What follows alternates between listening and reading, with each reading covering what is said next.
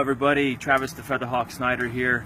I'm the founder of the Skook Recovers, and I'm a person in long-term recovery, and what that means for me is I haven't had a mind or mood-altering substance for over 5 years.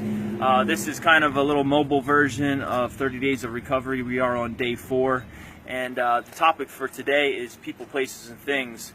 And I think this is a very important topic to bring up because our people, places, and things is a contributing factor to our quality of life and our environment of life. And I just want to say that as a result of making positive choices in my life and living a life of recovery, I'm truly blessed and grateful to be around a lot of incredible people and to be in a lot of incredible places and do a lot of great things.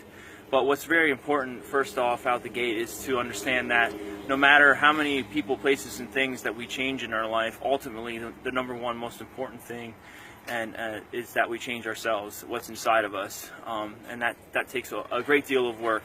But that being said, a product of a positive, good recovery is knowing how to position yourself around good people and finding yourself in positive places, doing positive things. And so whenever I talk about this subject, I always kind of refer back to my life in addiction.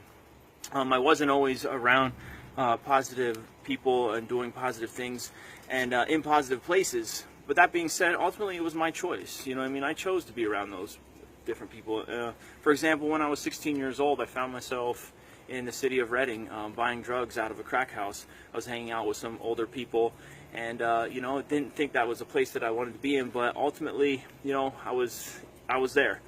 And I didn't really question myself as to why I was there, but I know that that energy, that spark inside of me that really wanted more out of life kind of took me into that space. And so, that type of behavior and that type of environment and being around that, ultimately, it was my choice. I was there, I was around those people, but I continued to kind of live in that party lifestyle. And, so leading into my addiction, and it wasn't until I actually had that awakening after being locked up and having like that spiritual awakening and kind of coming to that realization that I was like, wow, if I really want to change, the quality of my life, I need to change myself first and foremost. But I also think that being around positive people and in good places and doing positive things is going to be beneficial. So the best thing what I did was I compared it. I did the projector. I put up on one side. The one screen was all the negative, like the things that I was doing personally and kind of the people I was around and the environment and the places and the things I was doing. And then on the other side, I put the positive screen. If I want to live a better life in recovery, a spiritual life with meaning and purpose, I have to do the opposite of all those things. So on the other side of hanging out with all people that are using and drinking, I have to be around people in recovery, people that I can learn from. You know what I'm saying? I have to be in healthy, positive places. Instead of making negative choices on the one side and unhealthy choices, I have to make healthy choices. So what I did was I started to go out and, I would go to the gym or I would go hiking. I would get involved in fitness and I would start making positive choices that, help me benefit my overall well-being, and in turn would improve other things like relationships with people and my family and my community. And so these are changes that aren't like a flip of the switch type of changes, and they're tough changes. Ultimately, like sometimes if that internal change, it's going to be difficult if we're in, say, a working environment where, say, everybody's using and everybody's negative.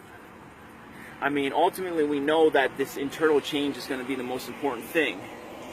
But sometimes you might have to make a choice, or you might have to go to a different job.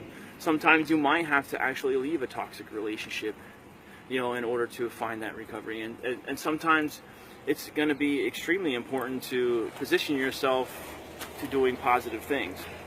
Some of the things that I did that improved my recovery, I always like to share my experience, strength, and hope, and that's the purpose behind these videos, is to share what I've learned. So some of the things that I like to do is get involved in my community, create opportunity in the community to do positive things, so you can be around other people, and so you can be in positive places, basically learning and growing and helping the community grow.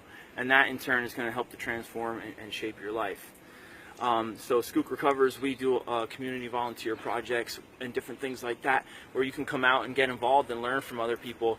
I know Safer Streets, and I know there's a lot of different organizations around Schuylkill County that also create different activities and things where you can become involved. But then you also have like 12-step groups and fellowships and different church fellowships, and you can, you know, there are places where you can be around people that you can learn and grow from. So changing people, places, and things is going to be an important contributing factor into creating a healthy, mindful, spiritual, purpose-driven life.